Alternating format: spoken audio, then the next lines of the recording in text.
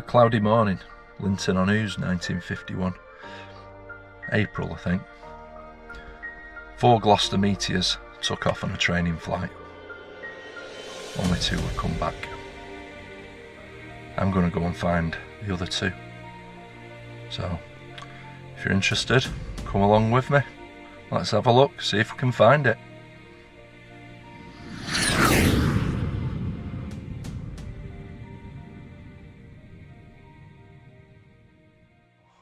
Last time I was here must have been 15 years ago at least. So I hope I can find it. I'm just looking for where it might be. Right. So I should probably be doing this with a map outside. In fact, I know I should be for sure, because this is a right pain in the arse in a car.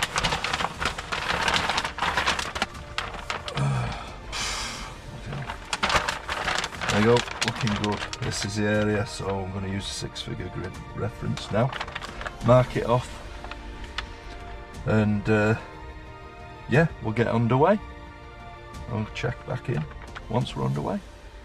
See you in a bit.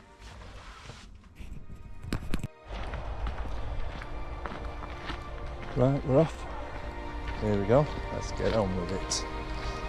Conditions are probably perfect. Bit of cloud. Not too hot.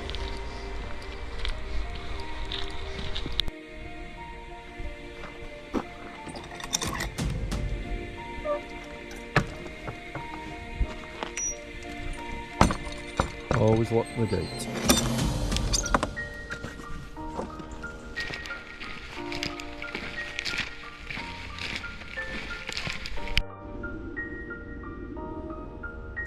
If you know what it is, give me a shout. I certainly do. I used one a long time ago. So, 4 aircraft took off April morning 1951. Gloucester Meteors. They were just on a training flight. Supposed to last, I think, about an hour and a half or so. Anyway, they took off and ascended up through the cloud base and got on with the pre-planned exercise. So the unfortunate result of this, by the end of the day, only 2 came back. We're gonna go now and try and find the 2 that didn't come back.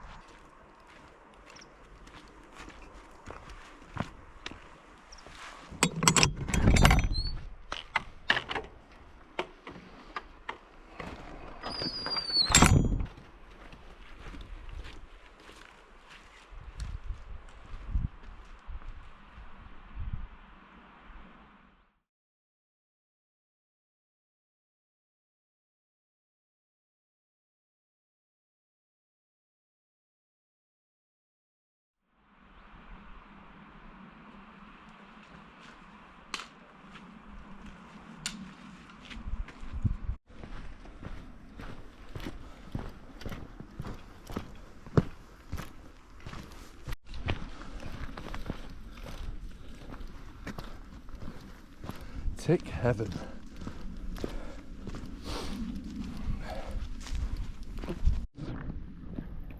Hence why I've wore.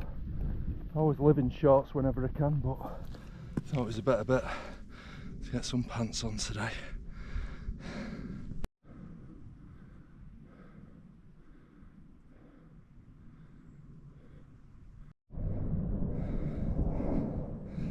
Old firing range. My grandfather used to fire his Lee Enfield there in the Second World War. That was after they gave him one. He started off with a broom handle, I think. And that's not a broom handle Mauser, I mean a broom handle. The heather's in bloom, look at that.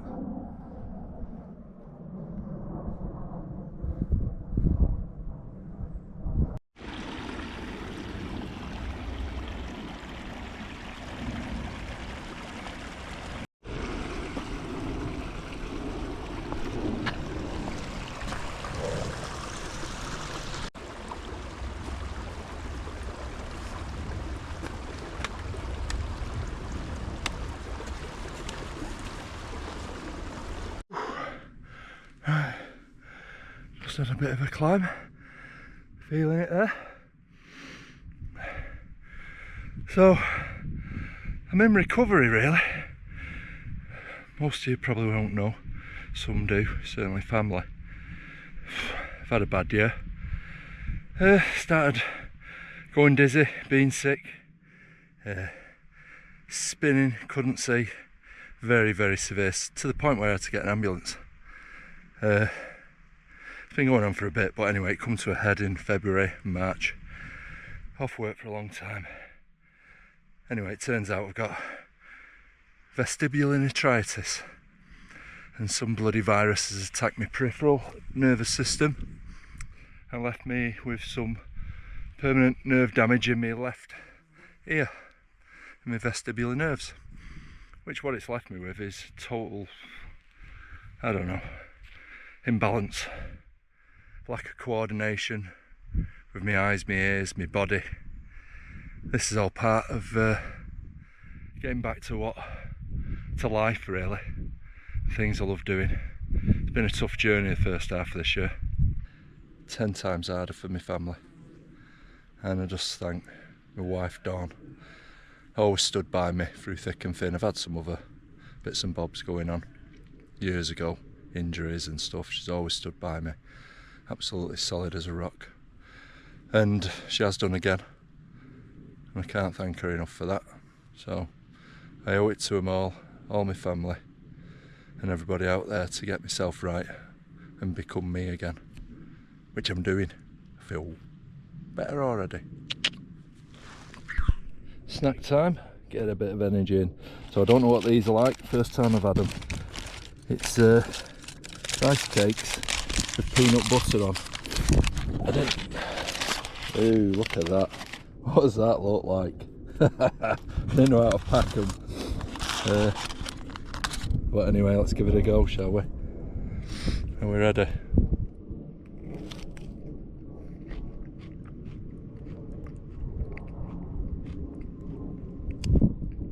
Dry.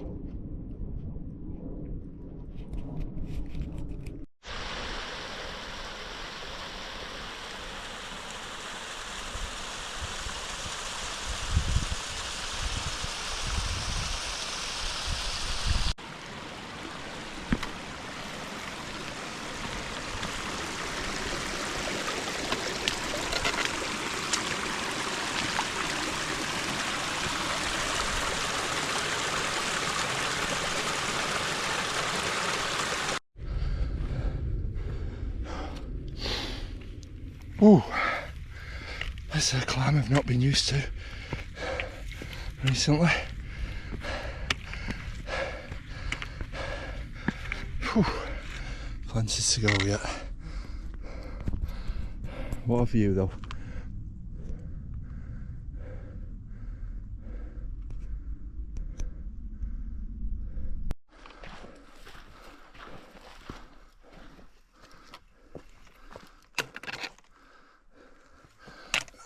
Bit sketchy this.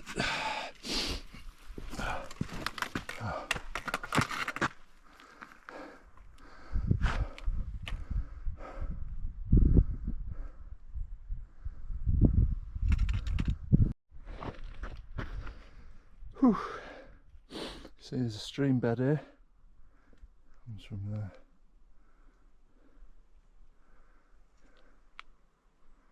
Runs down. Should be a little waterfall. All the way down. Absolutely dry as a bone. Whew. I think I can... Hang on, I can't talk. I think I can consider at the top of this climb, virtually. Look down there. Come from right down there, all the way up and up and up and up and up and up and up, round here, to here.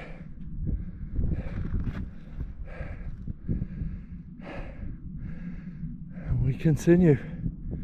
We'll be going out onto this plateau. I'll strike a bearing from the stream. when I cross the stream, and hopefully I'll find the 2 Gloucester Meteors who didn't return.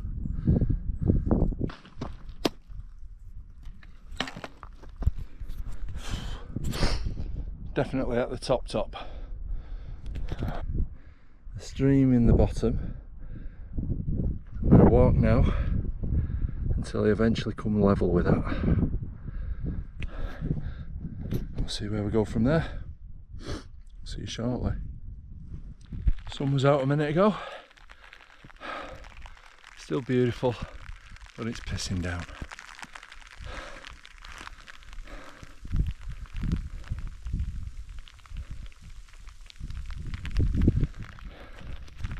Don't know if it'll be any drier in this because I'm absolutely sweating. But never mind. Let's get on with it. Baby bell. Love cheese.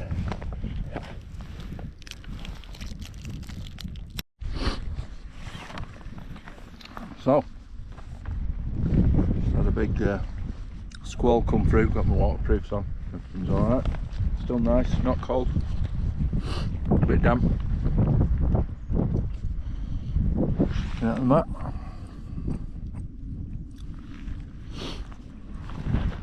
And this stream here is eventually where it levels out and we cross over onto the right. So, just going to check my maps, see where I'm up to.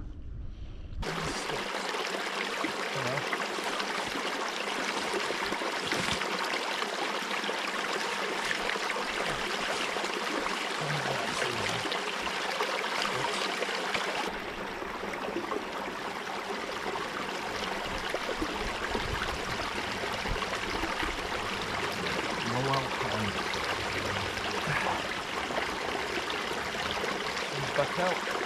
Guns out, guns out.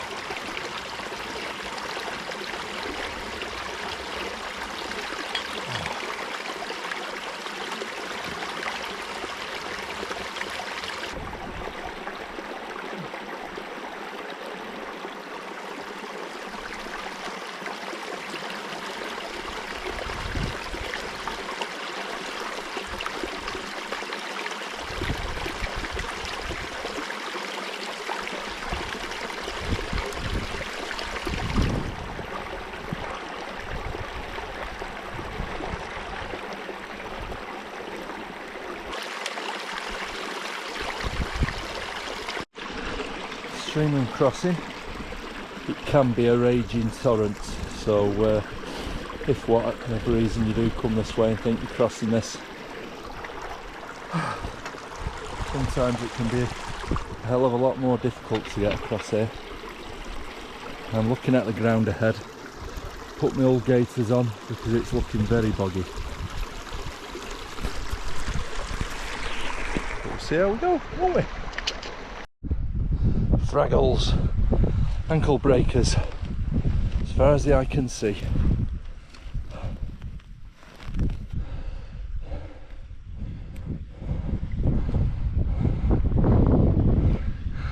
Junction of the stream there, coming from the left on the path. This little dark area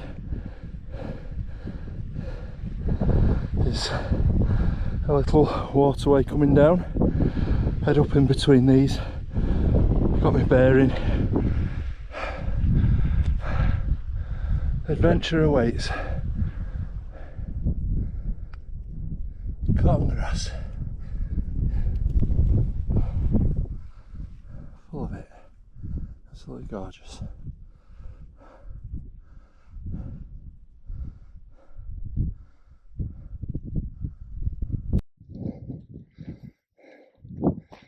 Whew.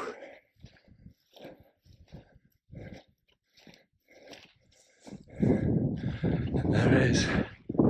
Found it. We get here. Let's have a good look.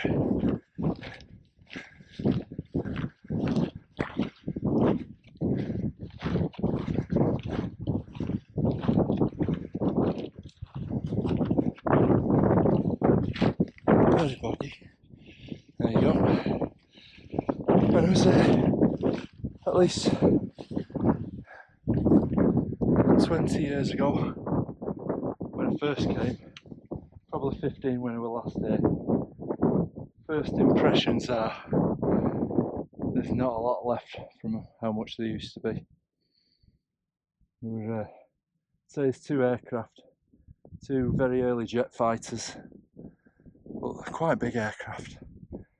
When I was there years ago, there was the tailpiece and full tailpiece, all sorts of stuff, all the engine parts. You can see there, that's part of one of the engine ducts. You can see obviously wreckage everywhere. Much of it is probably sunk under the ground. The soft peat will scour the area and have a good look.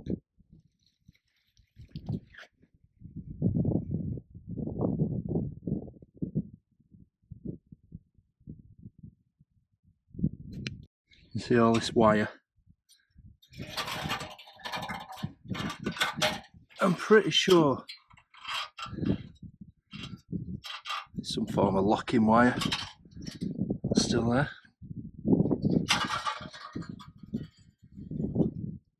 Some nozzles there, probably where the fuel would pump into the what do you call it? The chamber, the never think, combustion chamber. So some nozzles there, probably where the fuel went into the combustion chamber. See them? Stainless steel.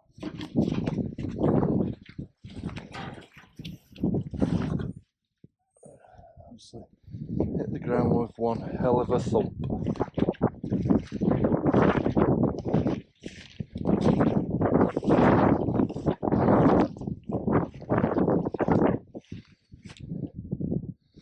More wreckage. Someone's put, there's been a little cross here sometime for them, just to remember the airmen. Some a rubber seal, still here after how many years? 49, 70, 74 years. Jeepers.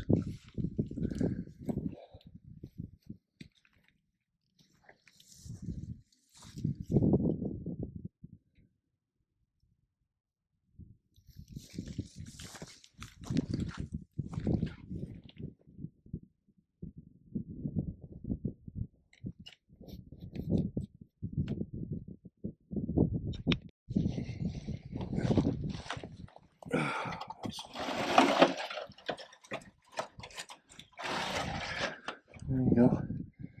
It's a trailing edge. Something like that. It could be the vertical of the tail fin, aileron. Oh.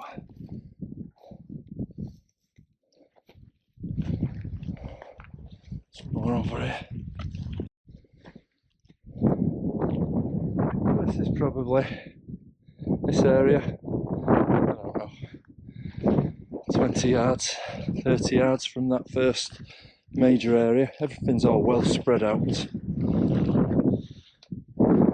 See this here.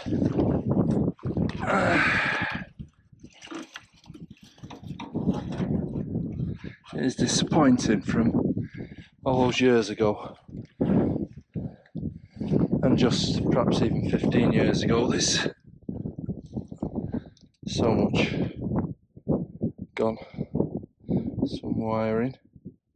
I don't know whether that's just due to corrosion or people taking bits for trophies, which inevitably one day just end in the bin down at someone's house, because nobody knows what it is or the history of it.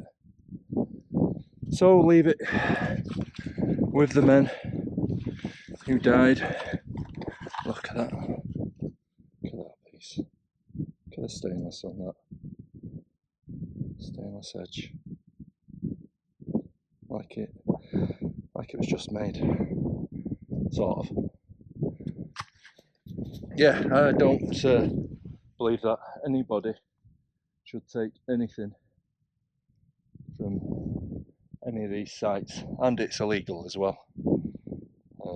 But just, you know, if you find it and you're young, you think it's great, you might want to bring your kids up here. And the less people take stuff, the more chance that other people will be able to see it. Perhaps even hear about the story of these two Gloucester Meteors who didn't get home.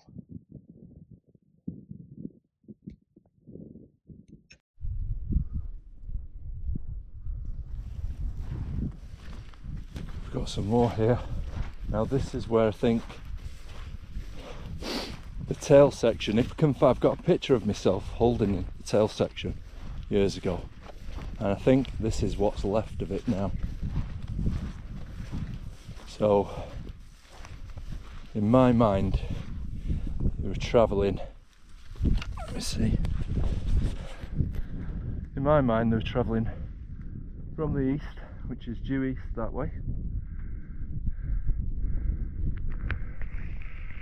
west. That's towards where some of the first wreckages are found. I came from the west. And the pair of them descended down through the clouds, trying to fix a bearing, fix a landmark to get home. Little did they know they were off course, and as they descended through the clouds, they impacted, and this is where they stayed.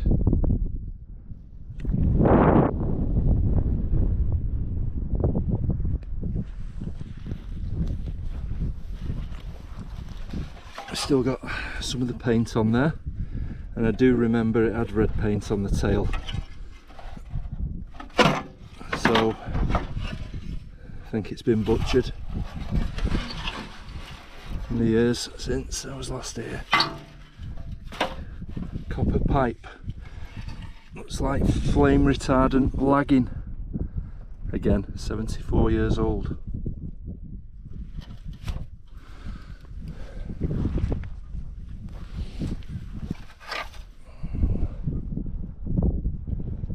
Wire.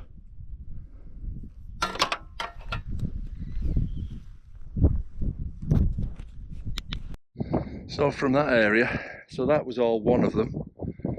It was obviously on the left side of the two who were flying together. So possibly the wingman. So I could probably name whose plane that was. I do have some book on me. I won't claim fame to knowing everything about it, other than I've done a bit of research, and we've doing this thing for many years since I was a kid. So we're going to walk now, head slightly north, and I do believe that's where we'll find the other aircraft. Finding some first signs of it actually now.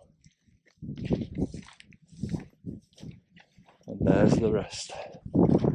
What there is of it. I can see more in the distance. There's some of the main wreckage of the other one.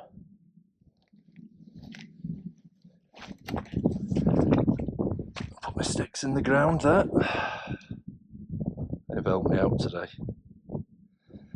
I just hope I remember them. See, we've still got some paint. You can see the red.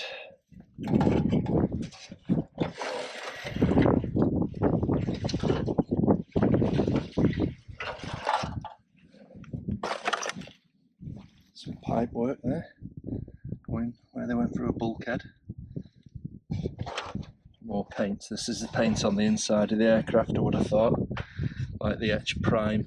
They didn't paint the full colour on the inside because there's no need really, just etch prime to protect it. If we turn this over, this looks a very heavy piece and a very substantial heavy piece. Something to do with the wing spar. or the something like that.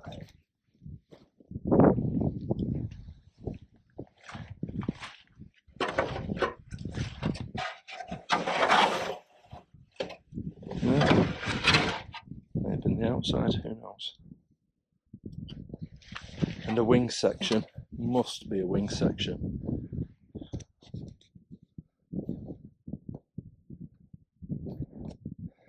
Going off into the ground, I would have thought. As you see, that goes down into the ground, so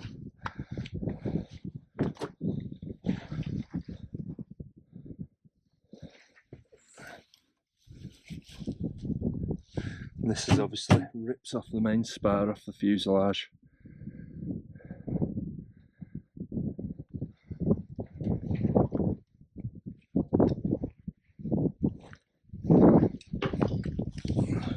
Very heavy steel piece. Must be to do with the undercarriage being that heavy.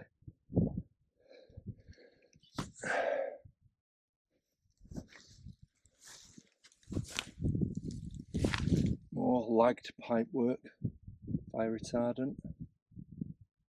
Correct any of this in the comments, correct if you think I'm wrong with anything I'm saying. Because I'm just making it up as I go along. Well, I'm not, well I am.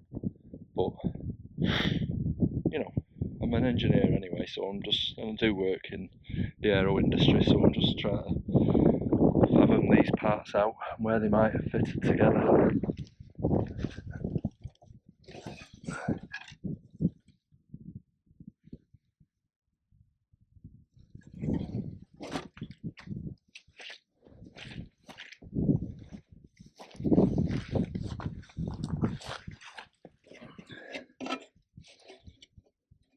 Sort of mechanism. See some levers, probably had cables on them. And those are the pivot points. These look like the catches or locks. They pivoted. Looks like this. That pivoted and locked up on this little boss.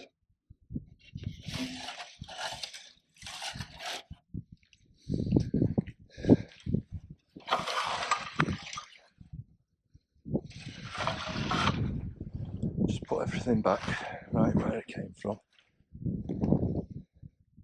A mishmash of cables and wires and all that remains of these two great aircraft.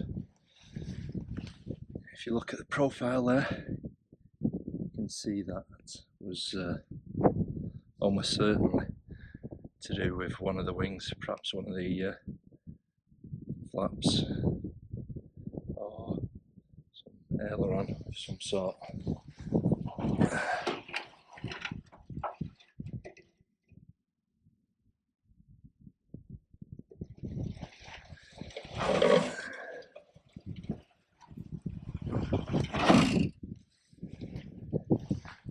To me, that's the base of the actual tail.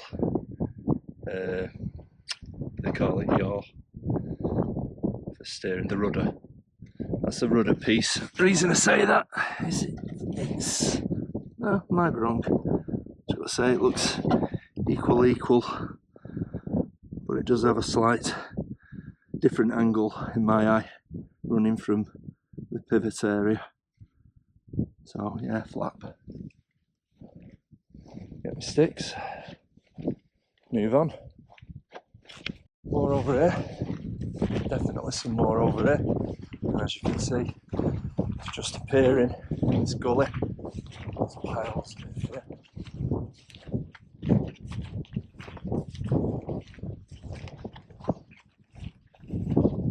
Looks like the rest of the wing.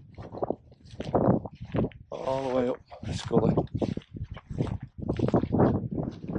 Wreckage. More wreckage.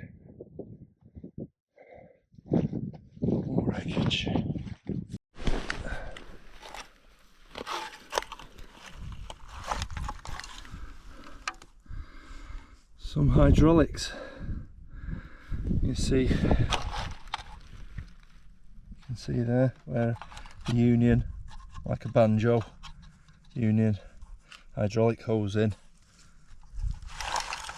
hydraulic hose out, and this, obviously the action of that would be for this to go in and out and probably actuate something, perhaps even one of the flaps.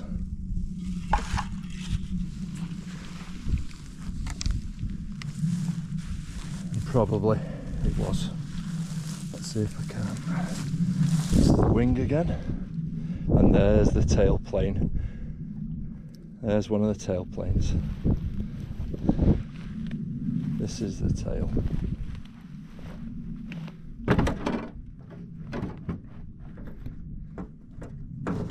Trying not to stand on any of this. It's quite very, very precarious.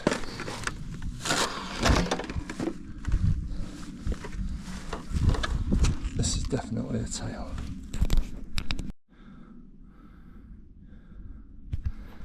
As you can see, similar to the other piece, one of the elevators from the tail section, perhaps a rudder piece. This is the very back, which sits under the actual vertical rudder, and that piece has come off there, and you can see how the fuselage came back to that point.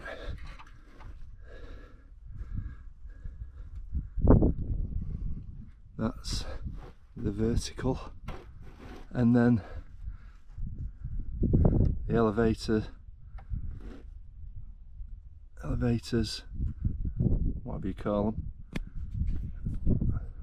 we're sort of halfway up the tail piece, which is here. That's the like the spar of them where they went across, and then the tailpiece continued up, and the rudder would be off the back of here.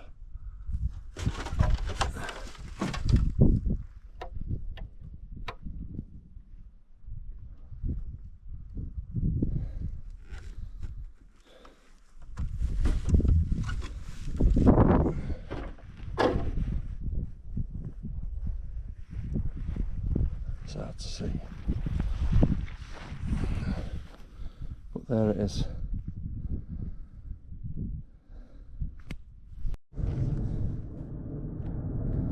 So for me, I've got this down as one of the, don't know if it's a fuselage piece or one of the cowlings which went around one of the jet engines. You can see some people have been here before. Cunnan Rob, 2009. One says 1968 there. AJJS 1968. Can you see that? And somebody's even etched a small ink picture of the actual aircraft it was. You can see how that high tail plane up on the vertical of the rudder, as I explained.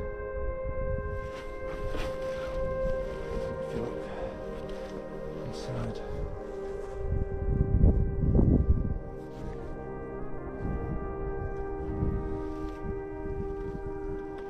definitely for the engine, that engine cowl. One of the engines, it had one on each wing. First British operational jet fighter used in action for the first time in the Second World War. These deep pits are potentially where they've retrieved the engines from, or where they've sunk into the soft peat. See, we've got heavy, that's a heavy piece. out of the jet engine there. So that's potentially where one of the engines lies.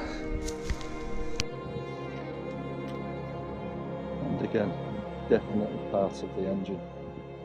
You can see the shape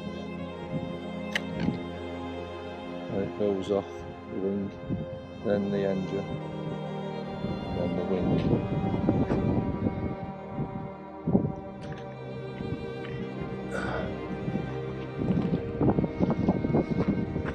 Perhaps undercarriage.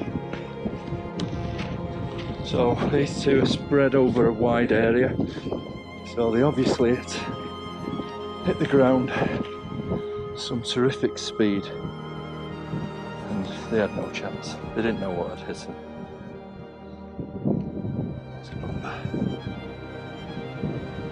Z61202.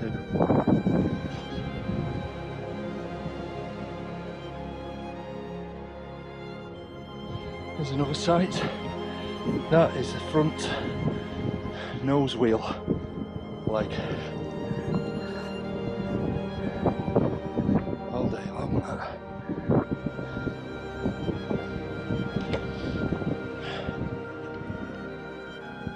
Combustion chambers, one of the engines.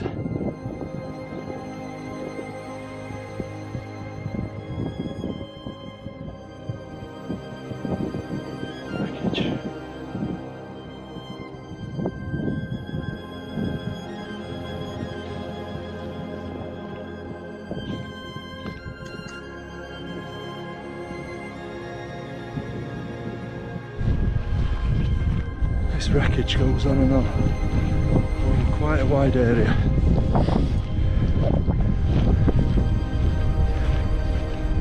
There's another pit. There's probably a jet engine in there, sunk into the seat.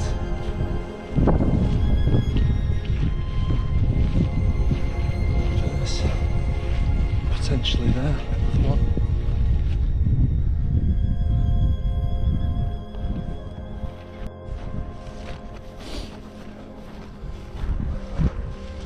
This is potentially, I would say almost certainly, one of the engines is in there. Just with the way those spars, stringers, whatever they are, go down and are fixed in the mud. One of them looks very much like one of the other shapes from before.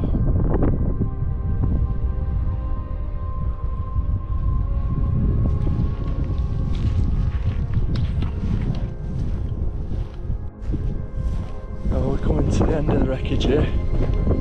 Tail of the other one. So that's two tails we've found. And this is the one I alluded to earlier, which I remember from years ago, so it is still here. Very much intact. Oh, as intact as it was. Let's see. That's where the other one stopped. And this piece was separate. There's the rudder. And that's where the elevators came across. You can see.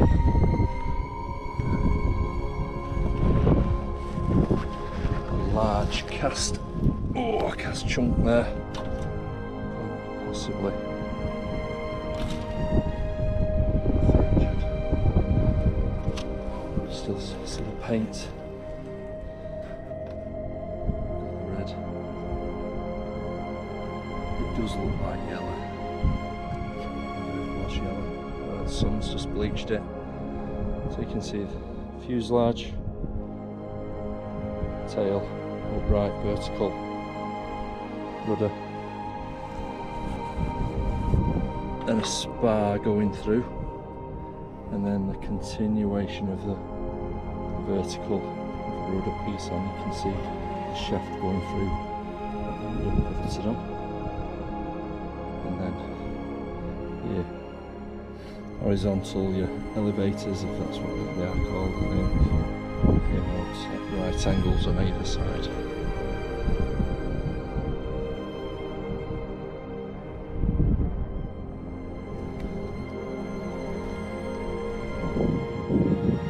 Okay, I'd just like to sort of dedicate this to the two poor souls who died here. God bless them. Flight Lieutenant David Leach, who was 26, and Flying Officer Anthony Hawkswell, who was 25.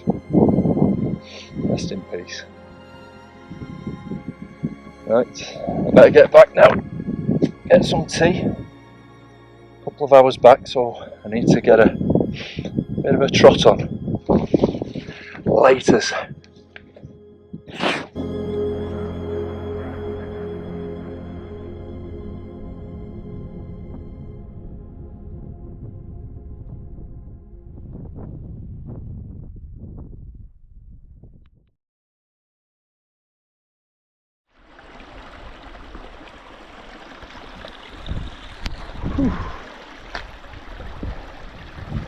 That was a rough way down from there. Boggy, bracken, fraggles, peat bogs. Anyway, we're down.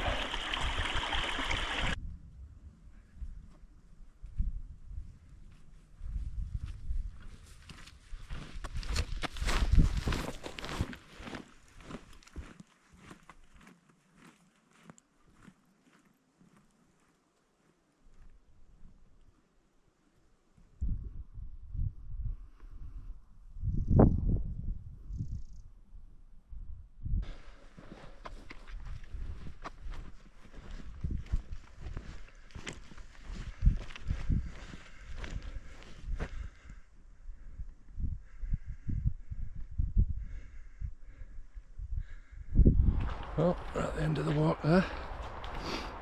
Really nice. Weather was quite kind, a bit of rain. On the whole, really good.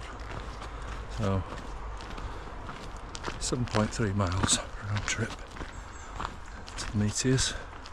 So, if you liked it, give me a like. If you didn't, tell me why. Fair enough. Subscribe. Do what you want. Main thing is, have a good time.